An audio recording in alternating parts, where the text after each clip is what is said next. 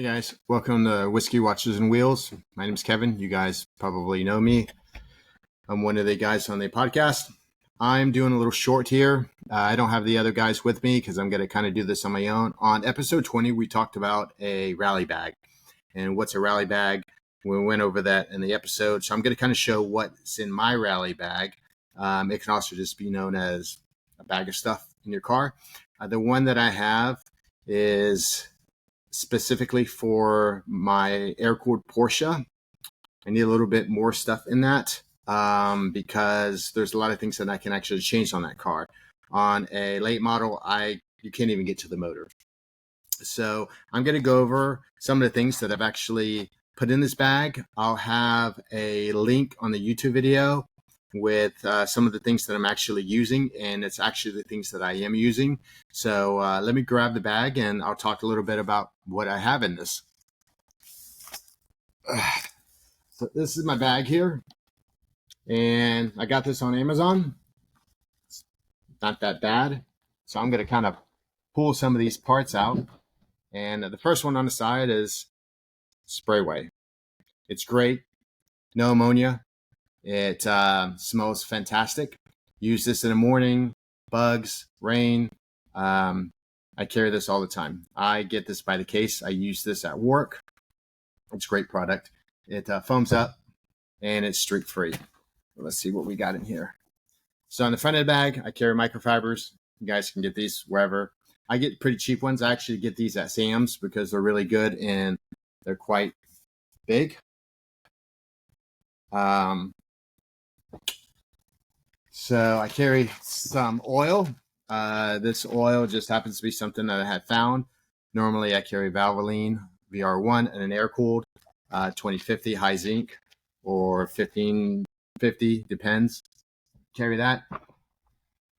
And in an air-cooled, very hard to get to the oil fill, so I carry this little transmission filler. You screw this on well, it's got a rag in it, but you screw this on the top, pour this inside, and you never have any oil spill because the filler is right on right side, pretty small.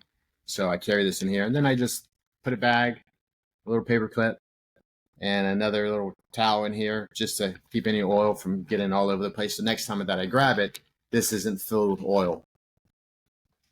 So I got this new product. One of my guys just told me about it. Here's the kind of box. I actually bought a couple of them. It's called, I don't know, Oxtio or something like that. So this is a compressor built in with a jump box. I found another one on eBay. I guess they don't make this anymore, at least on Amazon is where I got this. They're probably going to make some more pretty soon. This one's really good. I tested it out. So it comes in this little kind of container here, and it has 11,200 milliamp hours. So it's strong enough to jump a car. I actually did test this on a car. So it opens up like this. It has a nice little flap that carries it or covers it. It's got a plug that you can only put in one way. You can see here, this is the jump, and this actually plugs right into this little flap here. So you open this up, you plug this in, it charges via a, I guess, Apple cord. So via USB. So it's not a plug adapter. You can charge this in your car while you're driving. It does take a long time, about 3.5 hours if it's completely empty. And then you also have this little air hose right here that screws on to the back here. You turn it on like this. Let's see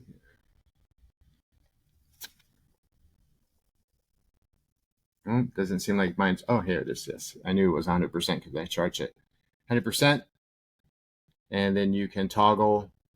You can have a light here, flashing light, red light, no light. You can take your PSI, put your desired PSI, 35, 34, whatever it needs to be. You screw in the cable, It has a lock on it on this part, and then you basically just hit the button, and it was pretty loud. I turned it off, and it took me, I had my tire at 20 psi. I think it took 2 minutes to charge it up to 36 psi. Not bad at all. The battery, I did jump start my battery, and it went from 100% to 93% from jumping it. So it does, and then it kept on going down, down, down, and then I undid it. But it did, I mean, my car started right up. So it's a cool little box. If you do get one on Amazon, highly recommend that you get as high amp hours, milliamp hours as you can, because that's what's going to jump start the car. They have a lot of these. They're pretty small. They're made for motorcycles. So try to get kind of a big one. In here too, you also have plugs in here for, you know, rafts and basketballs and stuff like that. But I just left that in here. Put this over to the side. I have a tire plug kit. This one's pretty inexpensive. I got this one just because I needed, like, I don't know, 4 or 5 of them. And it was in a nice carry container. So it's got everything. It's got pliers. It's got razor blade. It's got Schrader valves in here. It's got, I mean, everything that you need. Plugs, lube. It's got the drill, I guess. And then also has the plug in here, this is great because it prevents you from, when you're trying to push, then you smack your knuckles.